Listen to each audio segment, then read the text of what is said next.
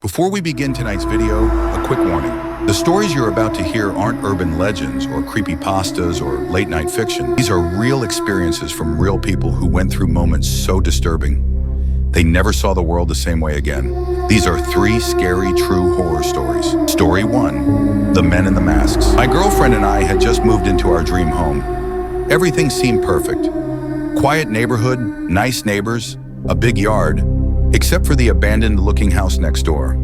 Its windows were covered in grime, the curtains always drawn, paint peeling off the siding. No fence separated our gardens, so random kids and drunk teenagers sometimes cut through our yard like it was a public path. The first time we felt something was wrong was during our very first night outside. We were sitting on the patio drinking wine when I noticed a shape in the window of the house behind us. At first I thought it was a shadow, until it didn't move. A man stood there completely still, watching us with a blank expression. He didn't blink, didn't shift, didn't react when we looked back. He stayed there for over 30 minutes. A few nights later, 3 men walked straight into our yard like it belonged to them. One of them tried to sell us random items, a phone charger, a rusty bicycle light, things that looked stolen. They acted like our presence annoyed them. From that moment on, they came into our yard more and more. At first it was harmless, smoking behind our shed, leaving beer cans on the lawn. Then it escalated. We'd hear footsteps behind our bedroom window at night. We'd wake up to cigarette butts placed in neat rows on our porch. Once someone smeared mud on the handle of our back door.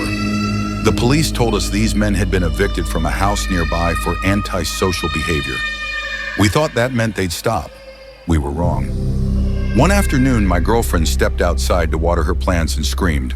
A man we had never seen before sprinted across our lawn directly toward our house. He grabbed the front door handle and yanked it violently, then ran straight into the abandoned house next door and started banging on the boarded windows from the inside. My girlfriend filmed everything. Police took a report and did nothing else. Then came the nights. At 2 a.m., someone whistled outside our bedroom window. A slow, mocking catcall whistle, followed by tapping on the glass, like they were tracing circles with their fingernail. The next morning, our Ring doorbell was gone. Not broken, removed. The police told us, sometimes thieves remove cameras when they're planning something. That sentence ruined our sleep for weeks. One night, unable to rest, we checked the camera feed from the backyard. What we saw made our blood run cold. A man in a black mask stood on our lawn, arms stretched wide like a crucifix, his head tilted up toward our bedroom window. He stayed perfectly still for several minutes before slowly lowering his arms and walking to the opposite side of the street, where he stood and stared at our house. Police dismissed it again. It's not illegal to stare, they said, but the worst night was still coming. At 2:52 a.m., 2 masked men approached the side of our house. They shined flashlights through our windows, slowly scanning each room. One of them held something heavy, maybe a crowbar, maybe worse. My girlfriend called the police shaking. No one arrived until 40 minutes later. By then, the men were long gone. Since then, we've moved our bed away from the windows. We stop speaking whenever we hear footsteps outside. And every few nights, the same man in the mask returns, staring, pointing, laughing silently, as if waiting for the perfect moment to act. We record everything, but deep down, we know it's only a matter of time before he decides he's done watching. Story 2, The Faces That Weren't Theirs. After breaking up with my ex, Caleb, I finally felt like I could breathe again. He wasn't violent, but he was suffocating. He tracked my phone, questioned every detail of my day, pushed boundaries, and made me feel watched even when he wasn't around. So I changed everything.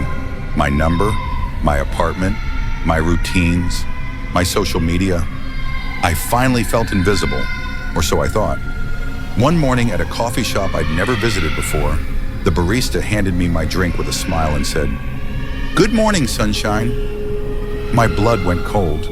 Caleb used to call me that. He said it in a very specific tone, soft but mocking. At first I brushed it off. Coincidence, just a phrase.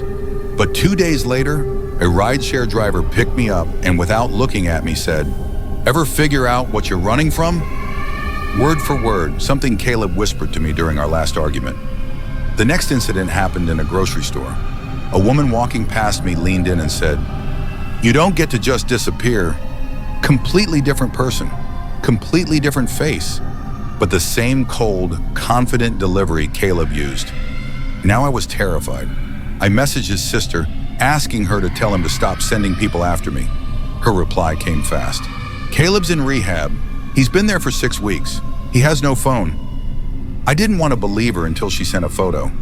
Caleb holding a sobriety chip, looking exhausted. So if it wasn't him, who was copying him? One evening, after a long day of trying to convince myself I wasn't losing my mind, I came home to find my doormat flipped over. On the underside, written in black marker was, "You can change your face too if you want, but I'll still recognize you." I dropped to the floor and threw up. That night, I booked a hotel. At 2 a.m., a slow, deliberate knock echoed through the hallway. I checked the peephole. A woman stood there staring straight ahead. No blinking, no reaction. Just like Caleb used to do when he wanted to intimidate me. The hotel insisted no guest was assigned to that floor besides me. I remembered something Caleb once mentioned, casually, like it was a joke, a forum where people shared control tactics. How to influence strangers, he said. How to make people say things for you. At the time, it sounded like nonsense. Now it sounded like a network, a system, a cult of manipulation. Maybe Caleb hadn't been stalking me alone. Maybe he had shown others how to do it for him. I moved again, changed my appearance, deleted everything. But last week, while walking down a busy street, a woman passed me without stopping and whispered, "Still hiding behind books, sunshine?" A phrase Caleb said once, in a moment no one else could have known about. That's when I realized something horrifying. Even if Caleb never leaves rehab, someone out there still knows exactly who I am and exactly what to say to make me feel owned. Story 3, The Man Behind the Garage. My family rarely travels, so when my aunt suggested a trip to the Great Lakes in Michigan, everyone was excited. The Airbnb was huge, modern, and right on the beach. But there was a catch. 4 of us cousins had to sleep in a separate 2-story garage behind the main house. It wasn't a finished guest house. It was an old storage garage with a small loft, creaky stairs, and a strange, sour smell that no amount of candles could mask. We tried to make it fun, joking, playing cards, throwing pillows. But even in daylight, something about the garage felt wrong, like we were borrowing a space that belonged to something else.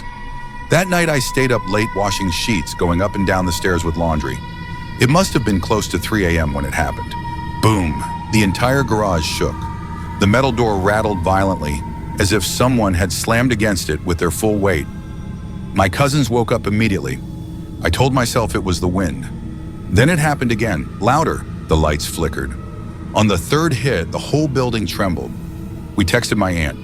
Seconds later, she woke my uncle, and within minutes, he and my older cousins came running outside with flashlights. They burst into the garage and told us to grab our stuff. Now. Back inside the main house, my uncle finally spoke.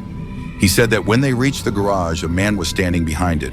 Not hiding, not moving, just staring directly at the door as if he had been waiting for someone to open it. My uncle shouted at him, but the man didn't react. He just slowly turned his head and walked away without making a single sound. No footsteps in the grass, no crunching leaves, nothing. The next morning, while cleaning the garage, one of my cousins found a jester playing card under a mattress. Another was found inside a drawer in the main house. One of them had a normal gesture. The other had a twisted, demonic grin. That night, no one slept well. My mom insisted on sleeping on the living room couch near the big windows. At around 4 a.m., she heard it. Footsteps on the porch, slow and heavy. Then she heard someone turning the basement door handle, the basement where the boys were sleeping. By the time she rushed to the door, the footsteps stopped. We left the next morning, a day early. The Airbnb host said she'd review the footage. She never contacted us again, and honestly, none of us ever wanted to know what that camera captured. Thanks for watching. If you want more true horror stories, hit like, subscribe, and turn on notifications. See you in the next video.